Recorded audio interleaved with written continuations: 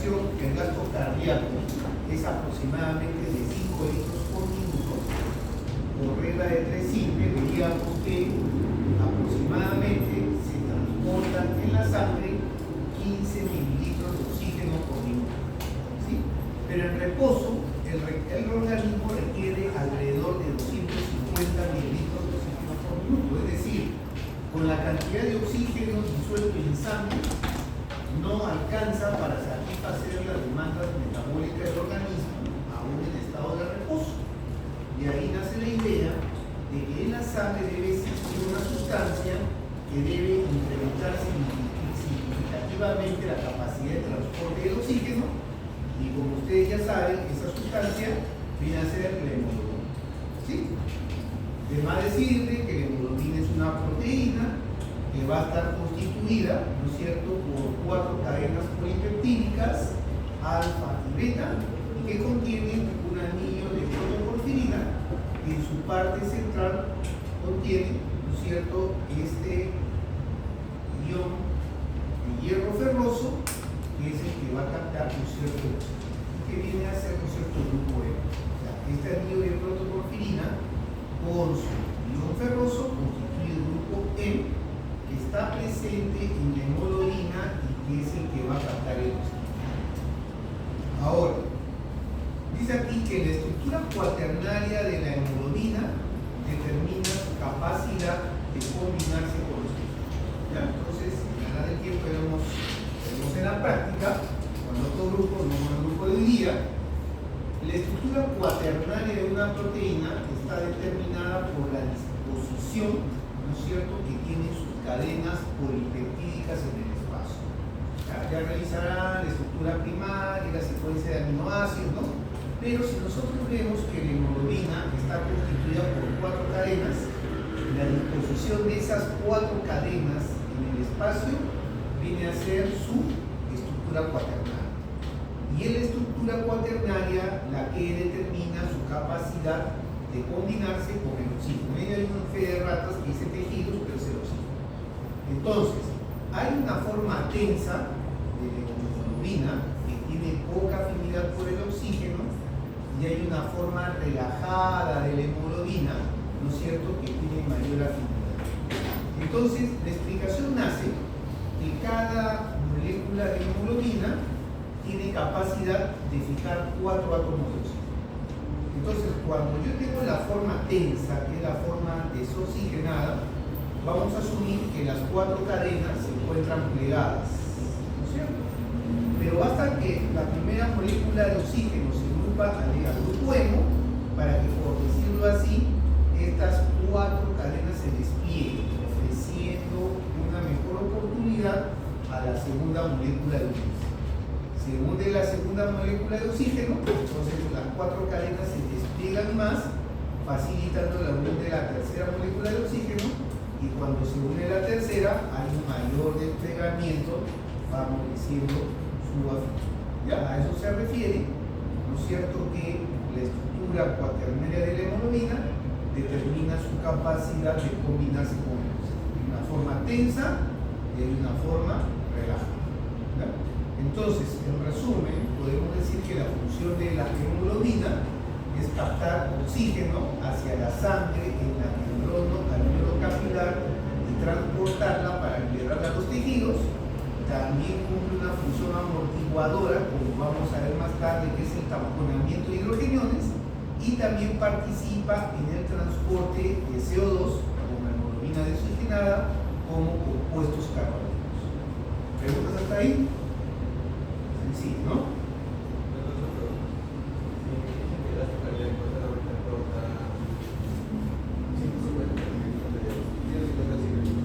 15 mililitros de oxígeno por minuto. ¿En qué momento capta la hemoglobina todo el oxígeno que se ve? A ver, responde al doctor García, al doctor Jara. Dice, si el gasto cardíaco está disminuido, ¿en qué momento me dices?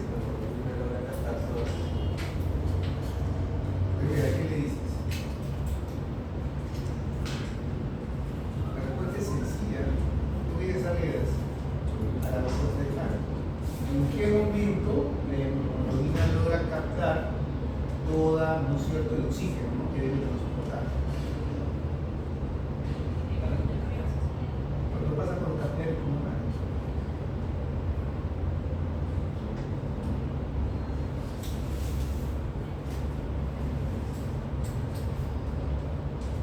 Claro, o sea, es la función primaria del intercambio.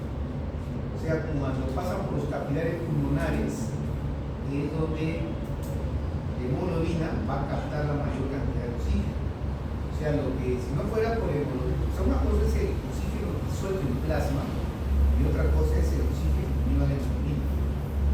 Si tú ves el oxígeno disuelto en plasma no alcanza. Entonces, como dice Arguedas, cuando pasa la sangre proveniente, ¿no es cierto?, de las arteriolas pulmonares hacia los capilares pulmonares, ahí ocurre el intercambio gaseoso. Entonces, por eso, como hemos visto, como explica la fisiopatología, qué sucede cuando una sustancia, ¿no es cierto?, compite con la hemoglobina posofiliar.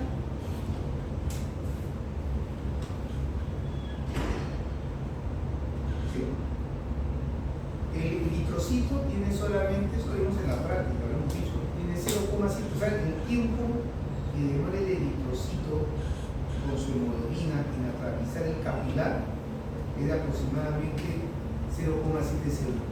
O sea, es el tiempo que tiene el eritrocito para captar la mayor cantidad de oxígeno. ¿No? Y habíamos dicho que los problemas respiratorios no solamente son de la ventilación, o sea, un problema de la ventilación es el asmático. Tiene broncoconstricción, no llega el aire. Otras personas no tienen problema de la ventilación, tienen un alveolo bien ventilado, pero de repente está con una neumonía, ¿no es cierto? Entonces, se cubre de líquido el alveolo y no hay una adecuada difusión. Otros tienen buena membrana alveolo capilar, buena ventilación, pero tienen mala perfusión, es como en el tromboembolismo, ¿no? Tienes tu alveolo bien ventilado, libre de oxígeno, pero hay un trombo que te tapa el capilar pulmonar. ¿Sí? Otro problema es que tú puedes tener buena ventilación, puedes tener una buena membrana alveolo capilar, puedes tener una buena perfusión, pero ¿qué pasa? Tienes una anemia severa. Entras en hipoxia, ¿no? Y lo otro es que tienes todo bien, ¿no? Buena ventilación, una buena membrana alveolo capilar, una buena perfusión, una buena concentración de hemoglobina, pero ¿qué pasa? Puedes dejar así te da tu flaca y vas a tu garaje, te metes en el carro y tienes ¿cómo se llama? El tubo de escape, que entra ¿qué cosa? Monóxido de carbono. Y el monóxido de carbono compite, tiene alta afinidad por hemoglobina. Entonces compite por hemoglobina, ¿no es cierto? Y también tu capacidad de transporte de hemoglobina. Entonces tú me dices, ¿cuándo es que se logra captar la mayor cantidad de oxígeno? Es cuando los eritrocitos atraviesan los capilares pulmonares y tiene lugar el intercambio gaseoso. ¿Preguntas? Basilio.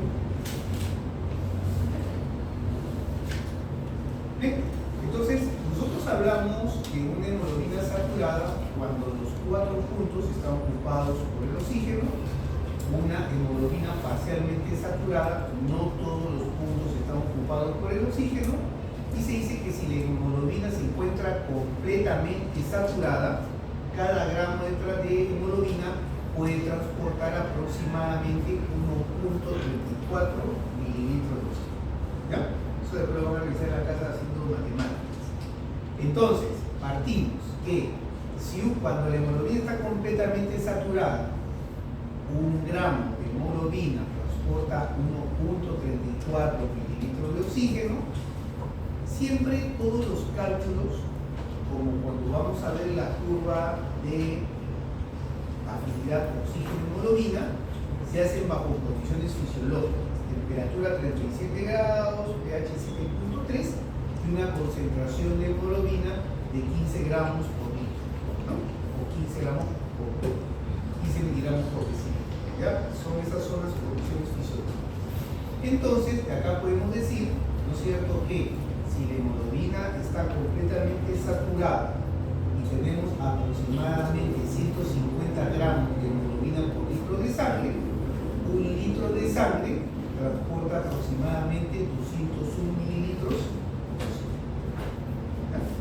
A esto le suman ustedes el oxígeno disuelto, aproximadamente 11 mililitros. Y tenemos que 1 litro de sangre, cuando la hemoglobina está completamente saturada, transporta 211 mililitros de oxígeno. Eso se llama capacidad de oxígeno, que es más un valor teórico, ¿sí? Pero como vimos en la práctica, hablamos del contenido de oxígeno, que viene a ser la cantidad real de sangre que está unida a la hemoglobina. Y entonces, cuando ustedes me hablan de la saturación de oxígeno, están expresando un porcentaje, que es la cantidad de oxígeno transportada en la sangre, la cantidad real, expresada como porcentaje de un valor teórico que es la capacidad. ¿Sí? Cuando está en la casa, nada de tiempo, pero esa es la idea principal. La capacidad es un valor teórico, ¿no es cierto?, a partir de un supuesto de que nadie está anémico. Por eso también cuando le dicen, ¿no es cierto?, los valores de saturación tienen sus sesgos si el paciente está anémico, porque lógicamente tiene una capacidad de oxígeno disminuida. Acá estamos partiendo de una cantidad ideal, estamos hablando de condiciones fisiológicamente normales. No está anémico el paciente, tiene un promedio de 15 gramos por litro, 150 gramos por litro o 15 gramos por decilitro, como quieran verlo, y entonces 1 litro de sangre me transporta 201 mililitros más el valor teórico 211, capacidad de oxígeno, pero la cantidad real es el contenido, ¿sí? Y la saturación es una cantidad de oxígeno transportada en sangre expresada como porcentaje de la capacidad. Bien, esta es la famosa curva de disociación de la hemoglobina. ¿Qué hace esta curva? Solamente expresa, ¿no es cierto?, el porcentaje de saturación en relación a las presiones parciales de oxígeno en sangre arterial. Recuerden que la presión parcial de un gas en sangre va en relación a su concentración, ¿no? A mayor concentración, mayor presión parcial. Y entonces vemos que esta curva nos dice, ¿no?, que la cantidad de oxígeno que se une a la hemoglobina depende de la presión parcial de oxígeno en la sangre. A mayor presión parcial de oxígeno, mayor porcentaje de saturación. Pero vemos que esta es una curva sexagonal, o sea, tiene forma de S, ¿no es cierto? Vemos acá cómo va ascendiendo y luego alcanza una meseta. Entonces, lo que esta meseta quiere decirte que cuando tú alcanzas el 100% de saturación de la hemoglobina, es decir, cuando todos sus puntos de unión ya están unidas al oxígeno, tú no vas a lograr incrementar el porcentaje de saturación, así aumentes las presiones parciales de oxígeno. ¿Ya?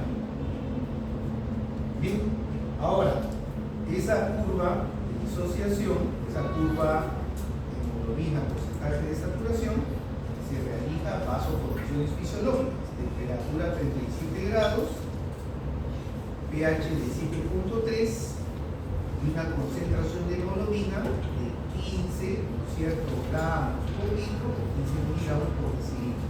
¿Ya? Estos son los factores que van a alterar la afinidad de la hemoglobina por el oxígeno.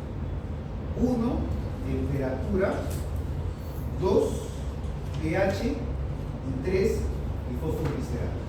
¿Ya? Entonces, cuando vemos el efecto de la temperatura, vemos que el aumento de la temperatura desvía la curva de disociación hacia la derecha y la disminución de la temperatura desvía la curva hacia la izquierda. Acá están tomando como referencia de valor normal 38 gramos. ¿Qué significa que la curva de disociación se desplaza hacia la derecha? Que disminuye la afinidad de la hemoglobina por el oxígeno. Entonces tú ves acá, por ejemplo, cómo, ¿no es cierto?, si a 38 grados yo logro un 100% de saturación con una presión parcial de oxígeno de 60 milímetros de mercurio, si aumenta la temperatura, este 100% de saturación lo logro con una presión parcial de oxígeno mucho mayor, 80 milímetros de mercurio. Y por el contrario, si la temperatura disminuye, yo logro un 100% de saturación con una presión parcial de oxígeno mucho menor. Entonces recorrer esos conceptos. desplazamiento hacia la derecha, disminuye la afinidad, desplazamiento hacia la izquierda, aumenta la afinidad. El aumento de temperatura me desplaza la curva hacia la derecha, la disminución de la temperatura me lo desplaza hacia la izquierda. ¿Ya? Aquí vemos el efecto de pH. ¿Sí? Vemos cómo una disminución del pH o un aumento del CO2 me desplaza la curva hacia la derecha, es decir, la disminución del pH disminuye la afinidad de la hemoglobina por el oxígeno.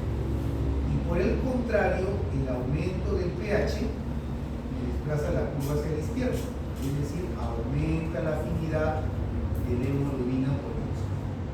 Este fenómeno en el cual la curva de disociación se desplaza hacia la derecha, producto de una disminución del pH o un aumento del CO2, es lo que se llama efecto Bohr. ¿Ya? Siempre el efecto. Luego, ver que el 2,3-difosfoglicerato te produce una desviación de la curva hacia la derecha. Como habíamos hablado, ¿qué es el 2,3-difosfoglicerato? El 2,3-difosfoglicerato es producto del metabolismo anaerobio del eritrocito. El eritrocito no tiene mitocondrias, por lo tanto no tiene respiración aeróbica, es anaeróbica. Y producto de esa respiración anaeróbica se forma este 2,3-difosfoglicerato que disminuye, ¿no es cierto?, la afinidad de la hemoglobina por el oxígeno. ¿Preguntas hasta ahí? Para el examen. Ahora, vemos que no solamente la hemoglobina que está presente en el eritrocito participa en el transporte de oxígeno, ¿ya? También vamos a encontrar, ¿no es cierto?, otras formas, por decirlo así, de hemoglobina, que viene a ser la mioglobina, ¿sí?, que está presente principalmente en el músculo estriado, pero también en el músculo cardíaco. ¿Qué particularidad tiene la mioglobina? Que a diferencia de la hemoglobina solamente va a estar constituida por una cadena polipeptídica y por tanto tiene una mayor afinidad, ¿no es cierto?, por el oxígeno, es decir, no es un buen donador de oxígeno, sino que actúa principalmente como reservorio. Lo que te quiere demostrar acá es que como una presión bien baja de oxígeno logras un 100% de saturación. Fija el oxígeno a presiones parciales de oxígeno que están muy por debajo de la presión parcial de oxígeno en sangre. Entonces, ¿en qué situaciones va a liberar, ¿no es cierto?, esta mioglobina oxígeno? Principalmente en el ejercicio intenso.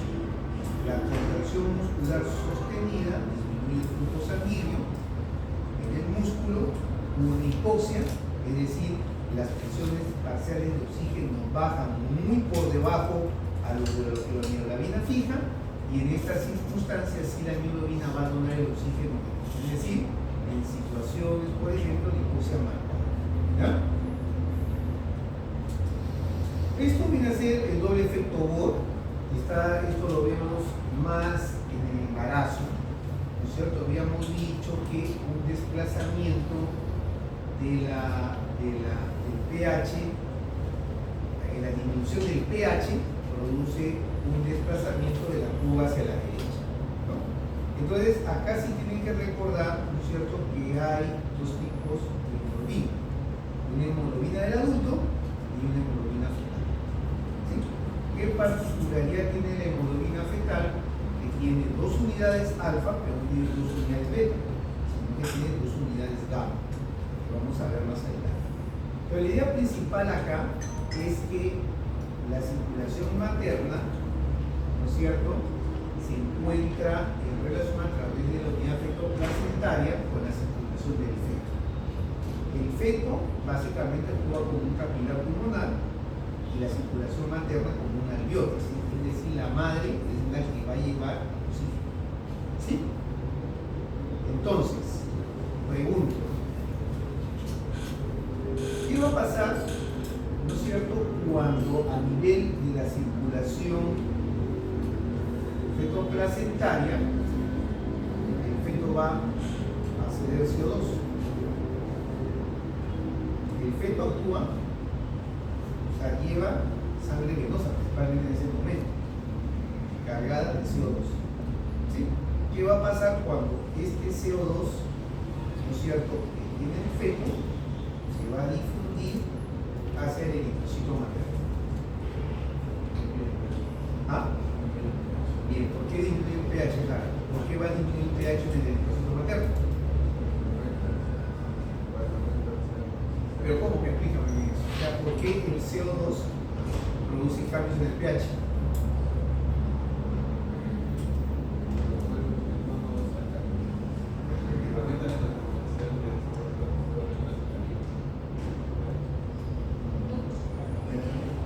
A ver, Valdera, tú no tienes clase. La idea principal, porque me ha quedado una idea clara, ¿no? O sea, lo que nos debe quedar así lo básico. Ya sabemos, ¿no es cierto?, que el pH es necesario mantenerlo constante, ¿no es cierto? Y que van a intervenir dos órganos, el pulmón y el riñón. ¿Sí?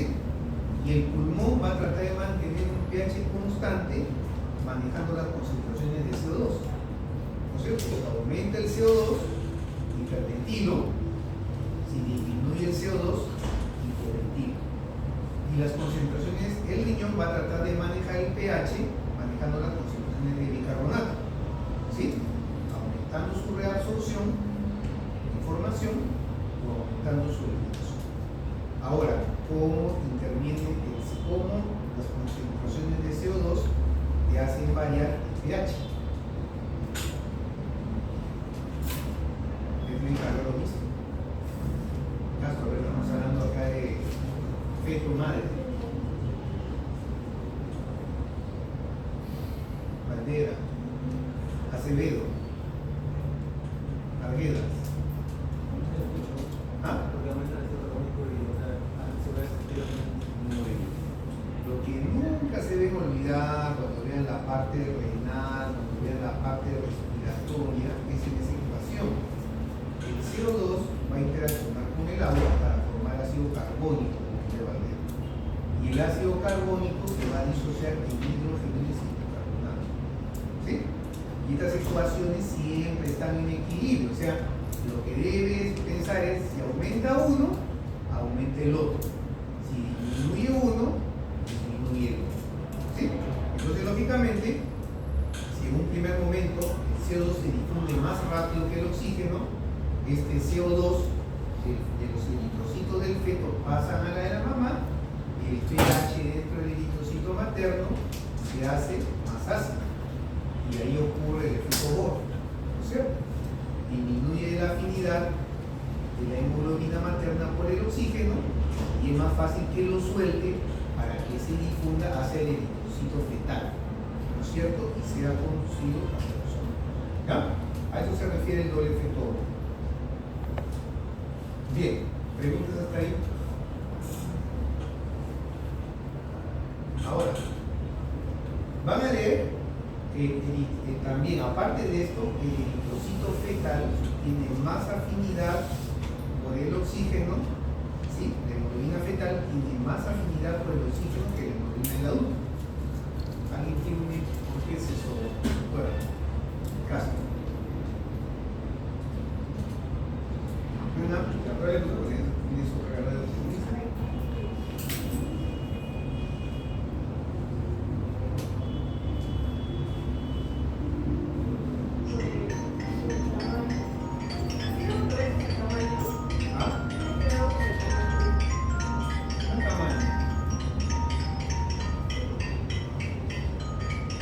Está en relación a que tiene dos cadenas gamma en lugar de dos cadenas beta. Y las dos cadenas gamma tienen menor afinidad por el 2,3-difosfoglicerato. O sea, el 2,3-difosfoglicerato lo forma el eritrocito. ¿Sí? Si tú tienes una hemoglobina que tiene menos afinidad por el 2,3-difosfoglicerato, la tuba se desplaza hacia la izquierda o hacia la derecha.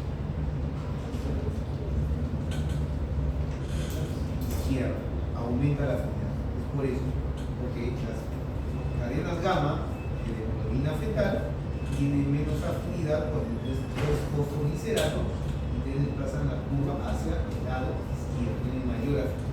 ¿Ya? Bien, eso es en cuanto al transporte, ¿no es cierto?, del oxígeno. Vamos a hablar del dióxido de carbono. La idea principal, aparte, como hemos dicho, la solubilidad del dióxido de carbono es mayor que la del oxígeno. Entonces,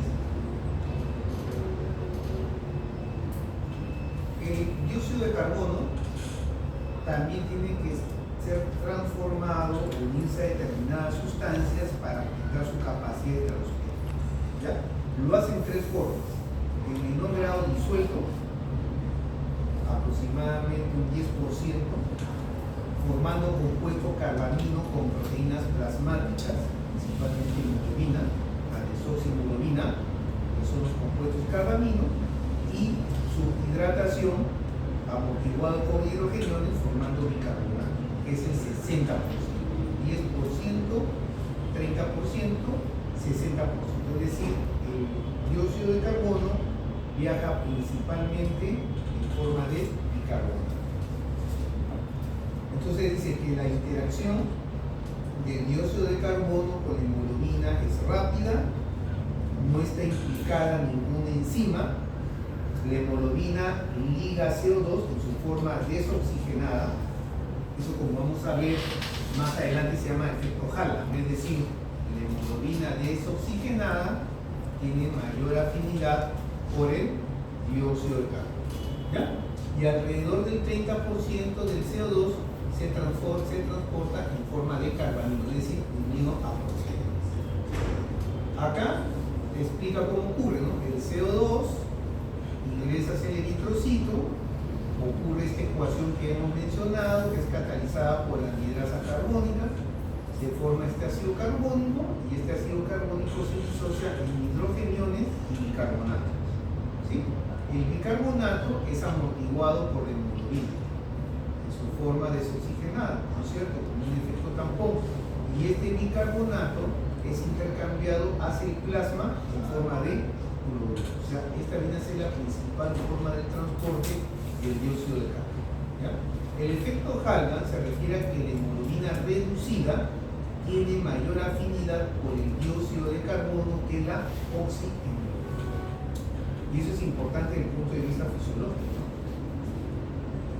¿Tú qué dices, Valdera? ¿Cómo contribuye el efecto Haaland?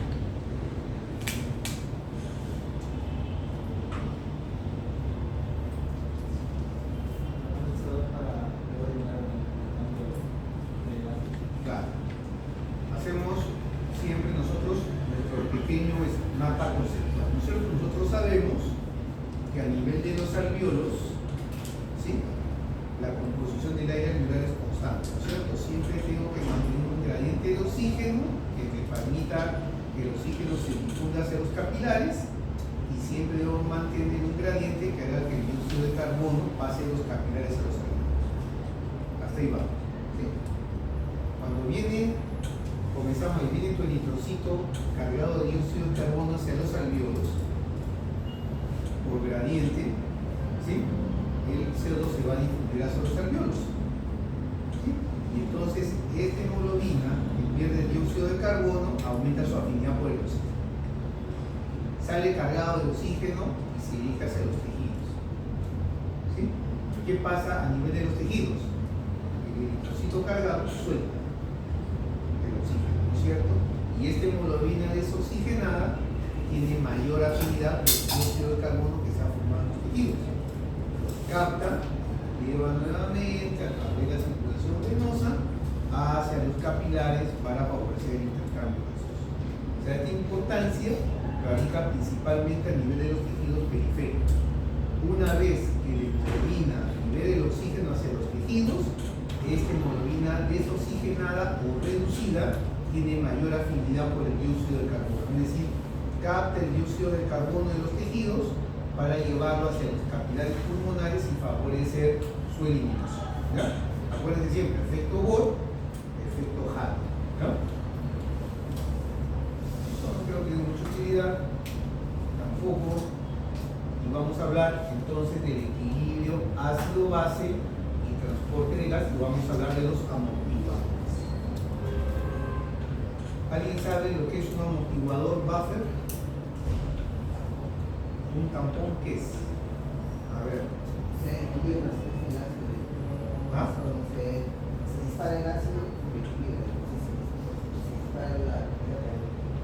¿Ya? Bien, o sea, es una sustancia, una solución que trata de mantener un pH constante y para eso tiene que actuar tanto como ácido como base. Puede captar o puede ser directo. ¿Ya? Entonces vemos que los principales mecanismos, ¿no es cierto?, de amortiguamiento es la dilución de los hidrogeniones en los líquidos corporales, la excreción de ácidos volátiles y no volátiles, pero los sistemas de tampón fisiológicos son los más importantes. Y dentro de estos sistemas de tampones fisiológicos que están en la sangre, tenemos a las proteínas. Yo considero que la hemoglobina también está dentro del grupo, porque la hemoglobina es una proteína, el bicarbonato y los fosfatos. Este es un sistema interesante, pero cuantitativamente pequeño. Es más importante como amortiguador intracelular. Entonces nosotros vamos a centrar principalmente en la hemoglobina y el bicarbonato como sistema tampón. ¿Ya? Bien, las proteínas actúan, ¿no es cierto?, tienen grupos amino, grupos carboxilos que pueden unirse a hidrogeniones, ¿no? Y de esta manera pueden ceder, captar hidrogeniones y en eso actúan como amortiguadores. Lo de la hemoglobina también por su grupo sistema, pero lo mismo, o sea, al tener aminoácidos, los aminoácidos tienen extremo amino y carboxilo terminales que pueden fijar y ceder hidrogeniones y por tanto actuar como amortiguadores. Pero a mí lo que más me interesa es el sistema de bicarbonato. ¿Sí? Y aquí es importante, ¿no es cierto?, la función del riñón. Primera idea, nosotros tratamos, o sea, ¿cuáles son los órganos que se encargan de mantener un pH constante?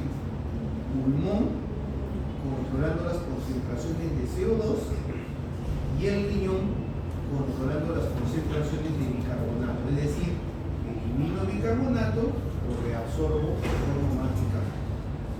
Y esto ya me imagino que ustedes lo han visto con la raíces, ¿no? Porque es la esencia del aparato renal. Nosotros hemos dicho, ¿no es cierto?, que, vuelvo a repetir, la orina es un filtrado de plasma. Entonces, ¿qué sucede acá? Acá lo que sucede es que hemos visto, ¿no?, cómo se forma a nivel del eritrocito bicarbonato. Y este bicarbonato pasa a la sangre. Y cuando la sangre pasa por los glomérulos, es filtrado hacia la luz tubular. Entonces, lo que va a hacer el riñón es tratar de recuperar, ¿no es cierto?, este bicarbonato. ¿Qué es lo que hace? Vamos a ver que hay hidrogeniones que son secretados hacia la luz tubular. Entonces, estos hidrogeniones que han sido secretados hacia la luz tubular por acción de la hidrasa carbónica se van a unir al bicarbonato para formar ácido carbónico. Y este ácido carbónico se va a disociar en agua y en dióxido de carbono. La misma ecuación, solamente en sentido inverso. Acuérdense que esta ecuación está en equilibrio, corre hacia ambos lados, ¿ya? Y vemos acá cómo se reabsorbe el agua, se reabsorbe el dióxido de carbono formado.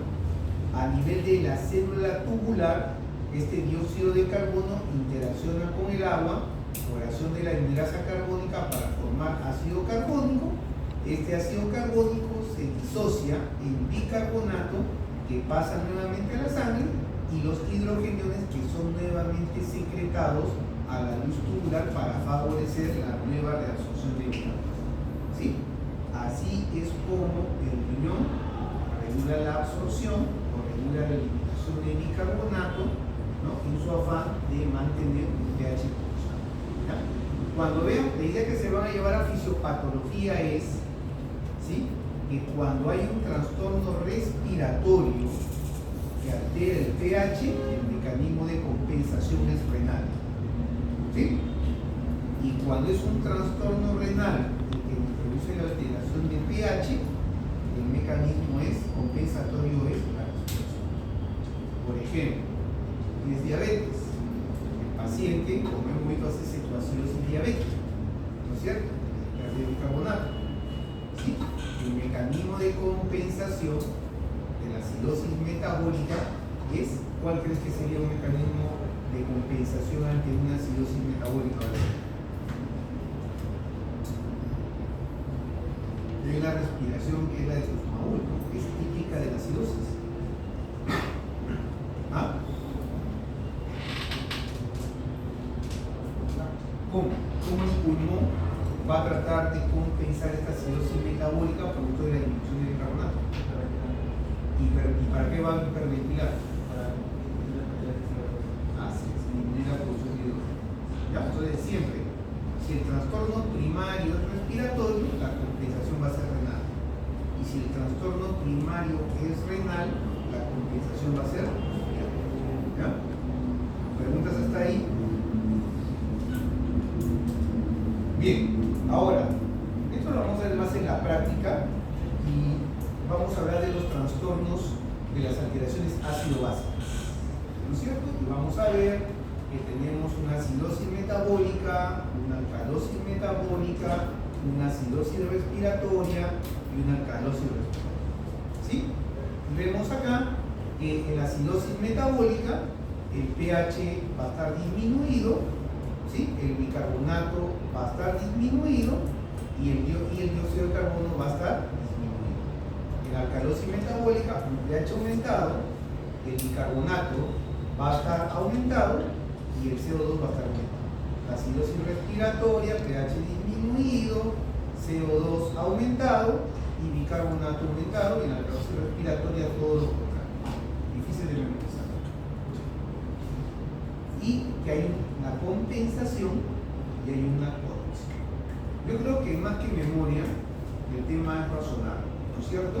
Y para eso vamos a recurrir a cuadros, no se ve bien, para hablar un poco más. Para que se vea. Y vamos a utilizar el diagrama de Dahl, ¿no? Una explicación. Miren, esto es mucho más complejo, pero meterlos en lo complejo aporta un examen final sería para jalarlos. Ustedes por lo menos se lo verán en fisiopatología y clínica, ¿ya? Pero se van a llevar unos conceptos básicos. Entonces, más que estar memorizando, nos vamos a acordar de lo siguiente, ¿ya? En esta, lo que hemos mencionado, esta ecuación, ¿no?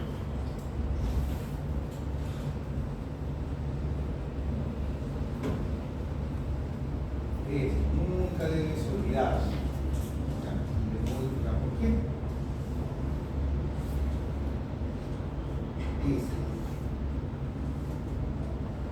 Porque con esto lo vas a razonar. No va a ser memoria sino razonar.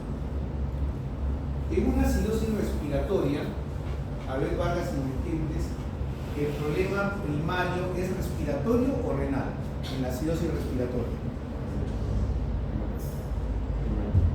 ¿Pulmonar o renal? Pulmonar. Entonces, en la acidosis respiratoria, supongamos un paciente con neumonía, ¿cómo va a estar la concentración de CO2?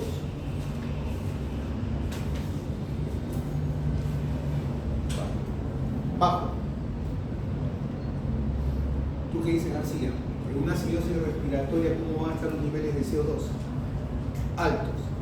Y el voto que discierne, Marcelo, ya hemos plantado ya. ¿Cómo estarían los valores de CO2 en la acidosis respiratoria? ¿Bajos o altos? Bajos. ¿Tú qué dices, Poma? Alto. Escucha, ¿quién define? A ver, define Pérez. ¿Altos o bajos? El CO2. Altos. Están altos. ¿No es cierto? Porque el fracaso de la respiración es retener CO2 o que sus niveles de oxígeno estén bajos. Ese es el fracaso, porque la función del pulmón, que es el intercambio gaseoso, eliminar CO2 y captar oxígeno. Si tus niveles de oxígeno están bajos en sangre, es fracaso. Si tus niveles de CO2 están altos, es fracaso. Entonces están aumentando. Entonces pregunto, si yo tengo CO2 aumentado, ¿cómo está el ácido carbónico? ¿Aumentado, disminuido o conservado? ¿Cómo estaría el ácido carbónico? ¿Aumentado o disminuido? Aumentado. Claro, si esta ecuación está en equilibrio, aumenta el CO2, perdón, voy a caer del agua, aumenta el CO2, aumenta el ácido carbónico. Y si aumenta el ácido carbónico, ¿cómo estarán las concentraciones de hidrogeniones, Alfaro? Si en esta ecuación aumenta el ácido carbónico, según esta ecuación, ¿cómo estarían los hidrogeniones? ¿Aumentado, bajo?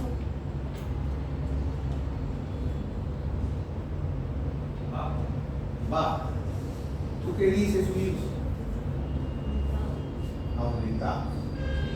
¿Y cómo estaría el bicarbonato, Mesa? ¿Ah? Aumentado. ¿No es cierto? Entonces, por eso te vas a dar cuenta que en la acidosis respiratoria yo empiezo a encontrar un CO2 aumentado, un bicarbonato aumentado, y el pH, ¿cómo estaría, Rojas? Aumentado. Hice caso. Disminuido, porque el pH es una escala logarítmica, es inversa. A menor pH te refleja una mayor concentración de hidrógeno. ¿No es cierto? Y por el contrario, estás con una alcalosis respiratoria, o sea, ¿no es cierto? Tu CO2 está bajo, tu ácido carbónico va a estar bajo, tus hidrogeniones van a estar bajo y tu bicarbonato está. ¿Sí? Fácil, ¿no? Más que memorizar, por razonar, ¿no? Dice Pérez, ¿fácil? Pérez, fácil. El día jueves vamos a hacer práctica. Una pregunta, así como si estuviera dando una pregunta a un examen como...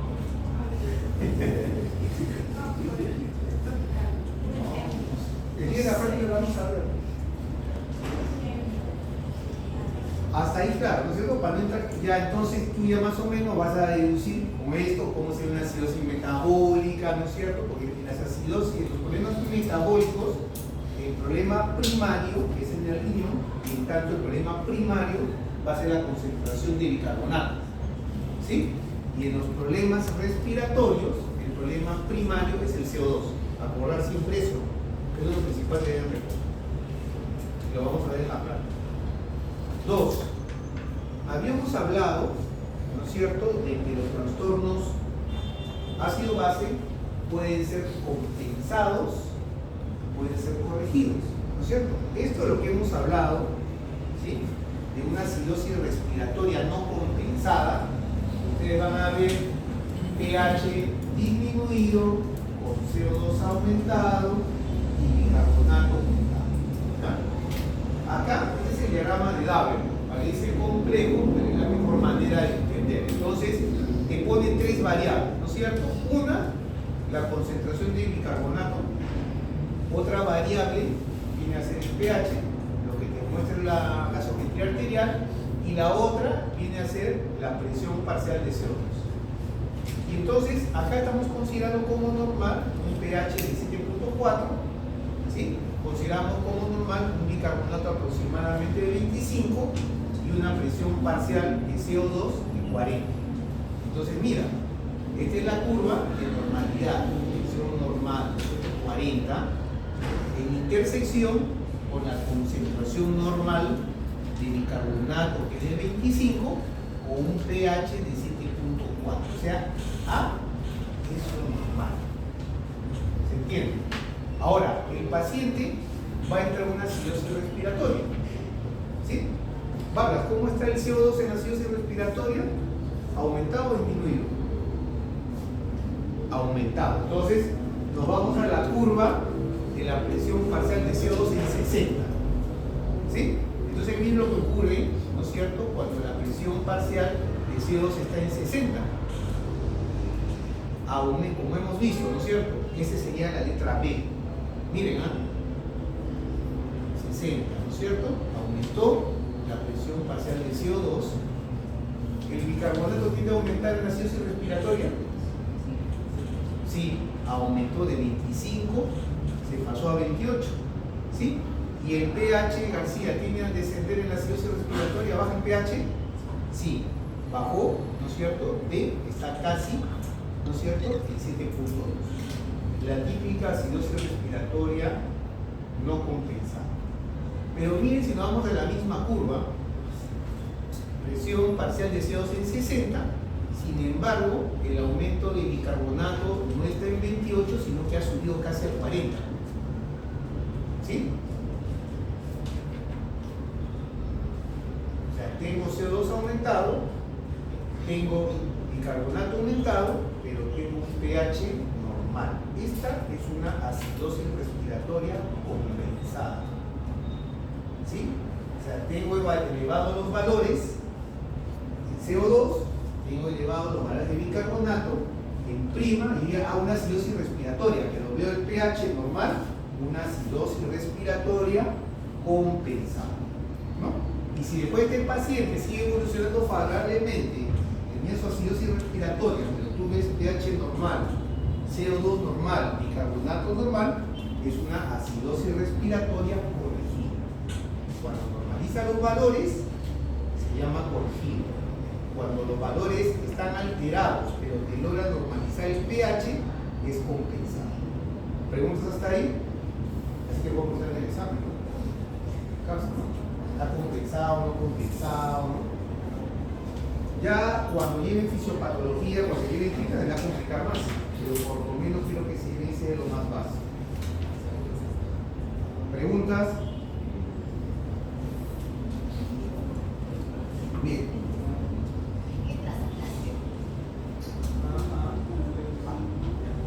¿Preguntas hasta ahí? ¿Ninguna?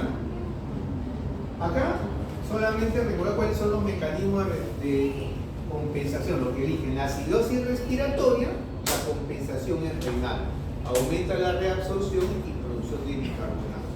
¿Sí? En la alcalosis respiratoria, la compensación es renal, se reduce la reabsorción y producción de bicarbonato. Esto es lógica nada más. ¿Sí? En la acidosis metabólica, la compensación respiratoria aumenta la ventilación, que disminuye la presión parcial de CO2, y en la alcalosis metabólica, la compensación respiratoria, disminución de la ventilación, que aumenta la presión parcial de CO2. ¿Claro? Fácil, ¿no? Bien. Seguimos entonces. Entonces nos vamos a tocar. ¿Preguntas hasta ahí? Entonces, son 6 y 7, 6 y 20, tenemos hasta las 15 y 50, ¿no? 7. Pero la profesora afuera. No, hay una profesora que se viene a frente, 6 y 50, tu colega, digo, una profesora que viene y estamos a las 12 años que tiene curso. Después, 6 y 50, ya. 3 minutos de receso para hablar de la control de la respiración. Te veo, ¿preguntas? Sí, podría ser un ejemplo de Para esto, como una generalidad, siempre vamos a tener en consideración que como todo sistema de control, el aparato respiratorio va a estar constituido por una serie de elementos. ¿Ya? Primero va a haber una variable de control, ¿sí? Que viene a ser, ¿no es cierto?, pH, puede ser la concentración de dióxido de carbono, puede ser la concentración, puede ser los hidrogeniones. Hay una variable de control. Luego tenemos un valor deseable para dicha variable de control, que nosotros conocemos como el rango fisiológico normal. ¿Cierto? Estamos hablando del dióxido de carbono, buscamos una presión parcial de aproximadamente 45 milímetros de mercurio. O sea, el rango referencial es el valor deseable para dicha variable de control. Luego tenemos un valor medido para la variable de control, o sea, es el valor real. Necesitamos sensores que van a detectar el valor medido. O sea, como vamos a ver acá en la parte del control respiratorio, vamos a tener quimioreceptores que van a comparar el valor real, ¿no es cierto?, con lo que se desea. Y vamos a hablar de los quimioreceptores centrales y los quimioreceptores periféricos. Luego tenemos efectores, que en este caso vendrían a ser los músculos respiratorios, y un controlador que viene a ser, ¿no es cierto?, como vamos a ver, el complejo de BPC. ¿Ya? Otra cosita, existen dos tipos de control. Tenemos el control por retroalimentación, que es el que obedece a demandas metabólicas, principalmente CO2, oxígeno y hidrogeniones, y un control por alimentación anterógrado, que depende, ¿no es cierto?, de demandas conductuales. ¿Sí? El de aquí, que es por demandas conductuales, aquí la vía nace en la corteza. Entonces tenemos que las neuronas, la primera neurona motora, que está ubicada, ¿dónde, doctora acá? ¿Dónde está la primera neurona de la vía motora? Sabemos acá que la respiración, ¿en qué parte de la corteza? ¿En qué lóbulo? ¿En qué circunvolución? ¿En qué lóbulo por lo menos?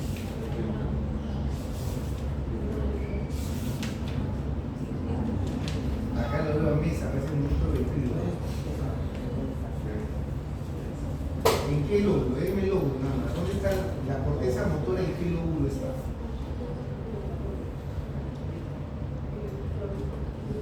Frontal, ¿cierto? En la circunvolución así.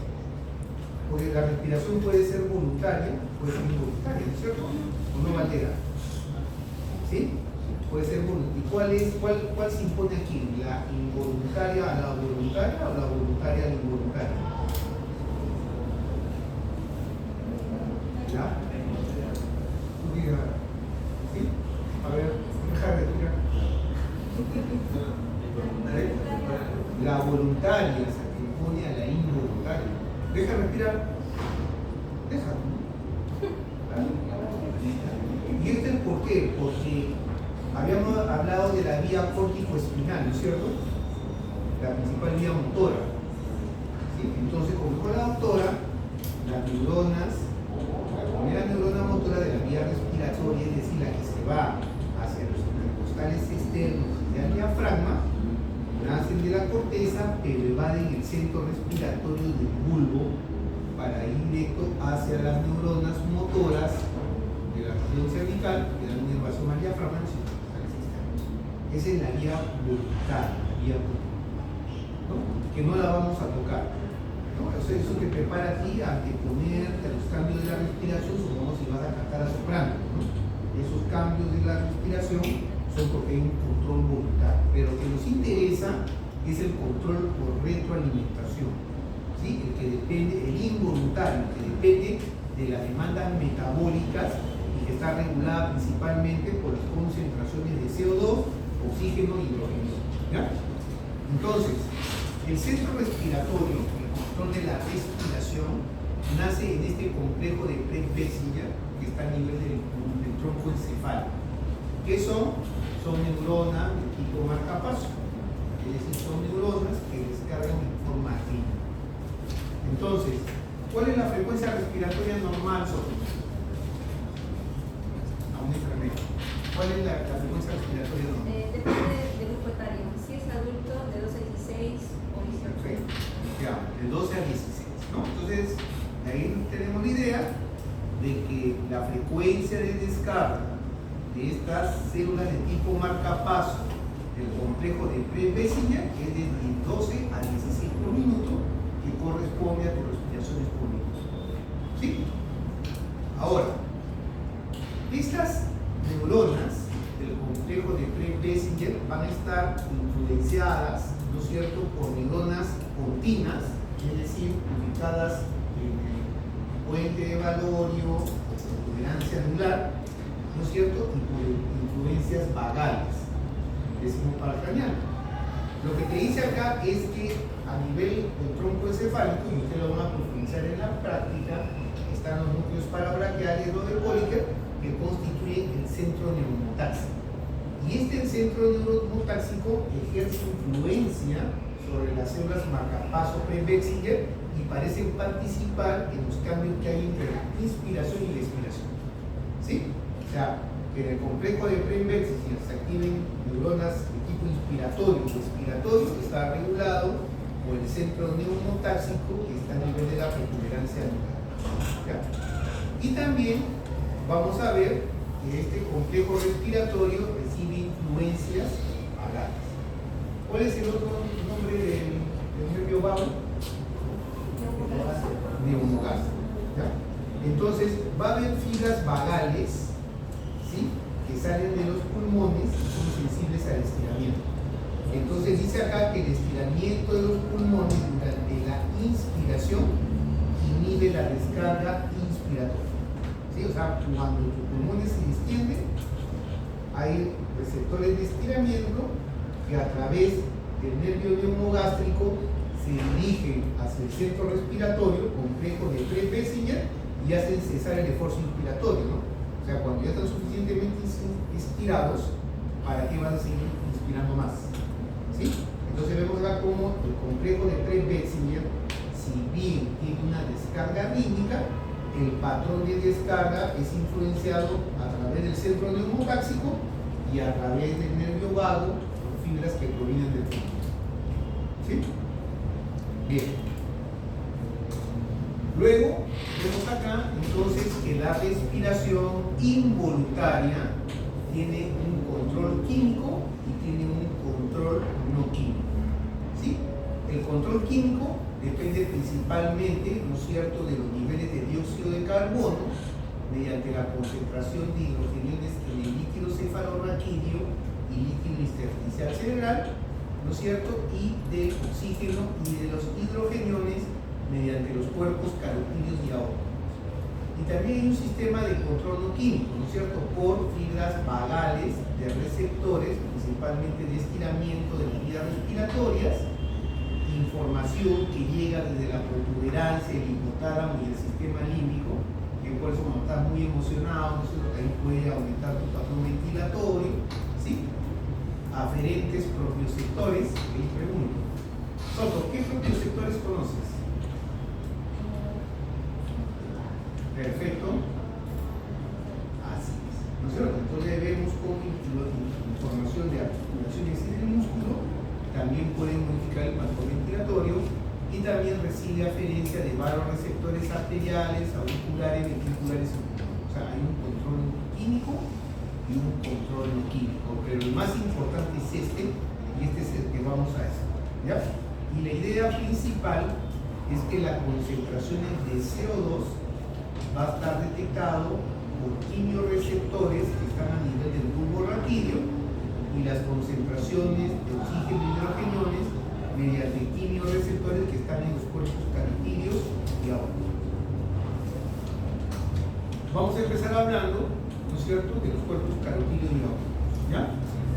Estos están ubicados en la bifurcación de la aórtica y en el callado de la aorta. Lo más estudiado por su accesibilidad son los quimioreceptores carotídeos, y esta es la forma, ¿no es cierto? Vemos que este es un quimioreceptor, o sea, estos son los receptores carotídeos, va a estar constituido por una célula de tipo 1 o célula del glomo que contiene glándulos de secreción, principalmente dopamina, y estas células de tipo 2 que vienen a ser las células de soporte, ¿sí? Y vemos cómo, ¿no es cierto?, a nivel de estas células de tipo 1 que están en los cuerpos carotídeos salen fibras aferentes, ¿no es cierto?, principalmente del nervio glosofaríngeo. Los cuerpos carotídeos pues, ocupan una posición estratégica, están ubicados en una zona donde son los órganos que reciben mayor cantidad de sangre por peso, o sea, están sumamente vascularizados. Entonces, para ser activados debe haber una disminución significativa de los sangre, ¿ya? Están sumamente vascularizados, reciben por unidad de peso más sangre inclusive que el cerebro, entonces debe haber una disminución marcada de oxígeno para poder ser activados. Responden principalmente a la hipoxia. Primera idea, los quimioreceptores periféricos, los cuerpos carotídeos y aórticos, responden principalmente a la hipoxia, ¿ya? Y por otro lado, como vamos a ver más adelante, los quimioreceptores centrales principalmente a las concentraciones en sangre de CO2. ¿Ya? Entonces, ante una situación de hipoxia, lo van a detallar más el día jueves en la práctica, se libera dopamina, ya hemos visto todo ese proceso, la dopamina, según estas terminaciones nerviosas del nervio glosofaríngeo, ocurre cierre de canales de potasio y ocurre un potencial despolarizante, ¿no es cierto?, que viaja hacia bulbo raquídeo al estimular, ¿no es cierto?, al complejo secreto, ¿no? Aquí dice que este cuadro, quiero que vean acá, la principal variable de control siempre va a ser el CO2. Pero miren acá, ¿y miren lo que ocurre acá? Esta es la presión parcial de oxígeno. Vemos que si la presión parcial de oxígeno disminuye de 600 milímetros de mercurio a 200, no se producen cambios significativos en la ventilación, ¿no? Baja 500, baja 400, 300, 200, ¿sí? Y ustedes no ven un cambio significativo en el patrón ventilatorio. O sea, recién el sujeto comienza a hiperventilar cuando la presión parcial de oxígeno disminuye a menos de 50 milímetros de mercurio. Entonces vemos acá que la disminución parcial de oxígeno por debajo de 50 milímetros de mercurio aumenta la ventilación. El aumento de la presión parcial de CO2 aumenta la ventilación también, pero menos de un 10% del efecto sobre los receptores centrales. Y el aumento de la concentración de los hidrogeniones aumenta la ventilación, sin embargo los cuerpos aórticos no responden. O sea, la idea principal ¿cuál es? Que en los cuerpos, los quimiorreceptores periféricos, sean carotídeos y sean aórticos, responden principalmente a la hipoxia. ¿Sí? ¿Quedó la idea? ¿Claro? ¿Claro así? ¿Sí? ¿Barras? Claro. ¿No es cierto? Bien. Ahora vamos a hablar de los quimiorreceptores vulvares, ¿ya? Entonces, los quimiorreceptores, las neuronas de los quimiorreceptores centrales son anatómicamente distintas de las del centro del control respiratorio. O sea, una cosa, los quimiorreceptores centrales son sensores, grupo de neuronas que son son distintas a la del controlador, que viene a ser el complejo de French-Bessel. Ambos se encuentran en el bulbo raquídeo, pero son dos grupos de neuronas distintas. Uno es un controlador y otro viene a ser un quimiorreceptor, ¿no? Dice, los quimiorreceptores centrales responden a las concentraciones de hidrogeniones en el tejido cerebral y en el líquido cefalorraquídeo. Los quimiorreceptores centrales son sensibles a la presión parcial de CO2, no a las concentraciones arteriales, no a las concentraciones arteriales de hidrogeniones ni de dióxido de carbono. ¿Sí? Entonces, la pregunta es, yo le pregunto, los quimiorreceptores centrales, como si responden a las concentraciones, dicen que la principal variable de control es la concentración de CO2 en sangre. No lo van a ver por sí mismo, ¿no? La principal variable de control respiratorio son las concentraciones de CO2 en sangre. Y hemos visto que lo que responden principalmente a estas variaciones de la concentración de CO2 en sangre son los quimiorreceptores vulvares. Pero acá te dice que los quimiorreceptores vulvares responden a las concentraciones de hidrogeniones en el líquido cefalorraquídeo. ¿Qué relación encuentran en eso?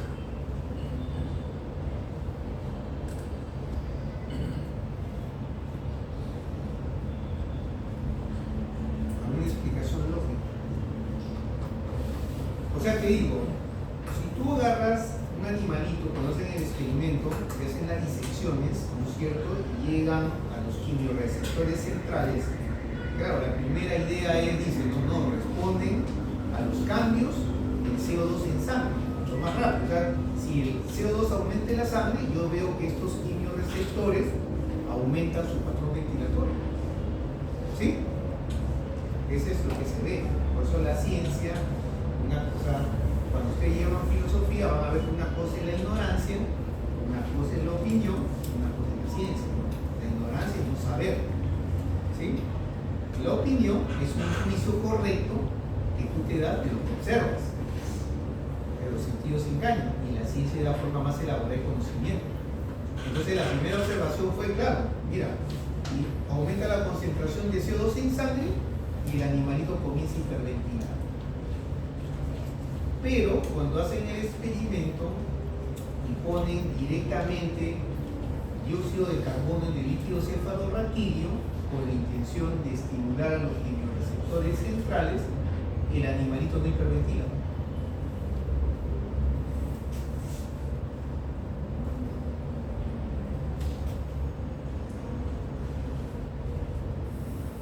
Entonces no podemos decir que responden directamente a la concentración de CO2.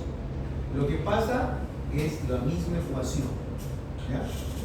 Si aumenta el CO2, siempre recordar que esa ecuación es equilibrada, o sea, está en equilibrio. Si aumentan las concentraciones de CO2, casi en la misma proporción aumenta el ácido carbónico, casi en la misma proporción aumenta el hidrógeno.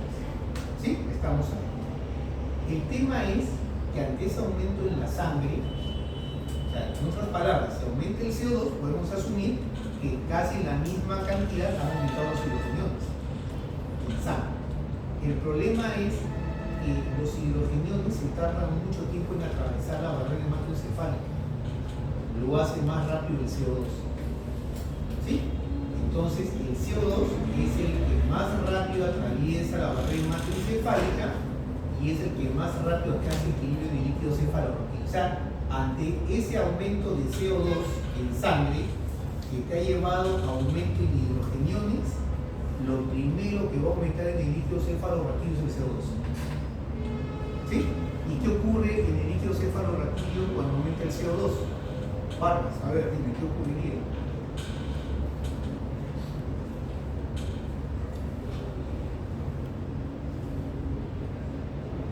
¿Qué le ocurriría, Vargas, si aumenta el CO2 en el líquido cefalorraquídeo?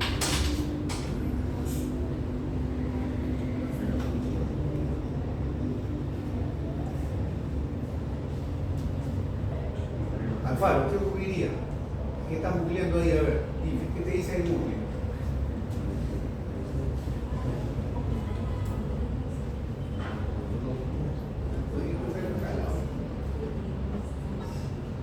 ¿Qué pasaría?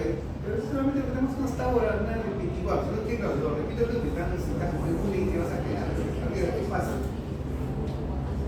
¿Qué pasaría con el CO2 en el líquido cefalorraquídeo? Si aumenta el CO2 en el líquido cefalorraquídeo, ¿qué pasa? ¿Qué ocurre en el líquido cefalorraquídeo? Hagamos de que esté atento. Sara, ¿qué pasaría? Porque están atentos a la cámara, porque están concluyendo la cámara. ¿Qué pasaría? Y si aumenta el ácido carbónico, aumentan los hidrogeniones. Y ese aumento de los hidrogeniones, lo que te van a responder los quimioreceptores centrales es el aumento de los hidrogeniones y la persona comienza a hiperventilar. ¿Se entiende? Claro, o sea, en sangre aumentó, tú tienes un trastorno respiratorio, es una acidosis respiratoria, ¿no es cierto? Aumentó tu CO2, entonces ya sabemos cuál es la ecuación que aumenta los hidrogeniones en sangre, pero los hidrogeniones no atraviesan tan rápido la barrera. Lo que se difunde más rápido es el CO2. Entonces lo primero que va a aumentar en el líquido cefalorraquídeo va a ser el CO2. Y va a ocurrir la misma ecuación. Se va a formar más dióxido carbónico, se van a formar más hidrogeniones. Y este aumento de hidrogeniones es lo que realmente, el líquido cefalorraquídeo, es lo que realmente va a estimular los quimioreceptores lumbares a hiperventilar. ¿Sí?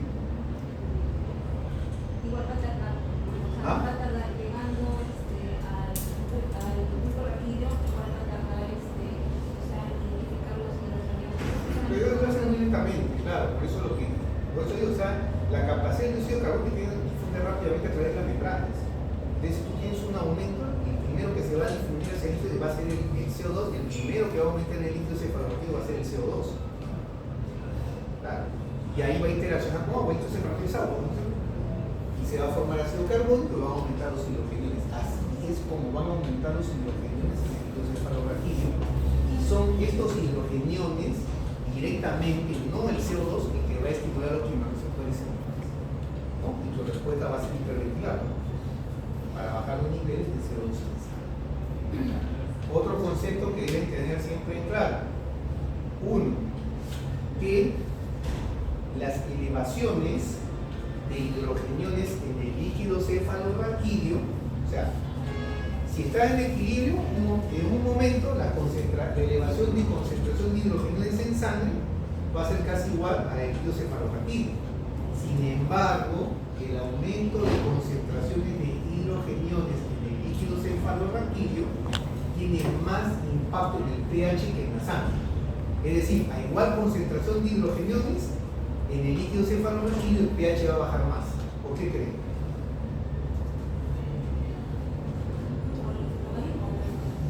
No, pero ¿por qué? O sea, tío, yo te preguntaría, a igual concentración de hidrogeniones, el pH va a bajar más en el líquido cefalorraquídeo que en la sangre.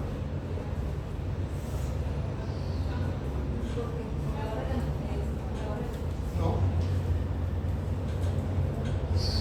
Algo que hemos visto anteriormente. No hay sistemas de compensación, no baja. Ya. Ahí vamos. ¿Cuáles son los amortiguadores que tú conoces? ¿Qué más? ¿Qué más? Ya, proteínas. ¿Dónde hay mayor concentración de proteínas? ¿En el plasma o en el líquido cefalorraquídeo? ¿Y entonces cuál tiene mayor capacidad amortiguadora? El plasma. Entonces, a igual concentración de hidrogeniones, el impacto en el pH es mayor en el líquido cefalorraquídeo porque tiene menor capacidad amortiguadora, porque tiene menor concentración de proteínas. ¿Ya? Y ustedes van a ver también qué sucede, que cuando una persona está mucho tiempo expuesta,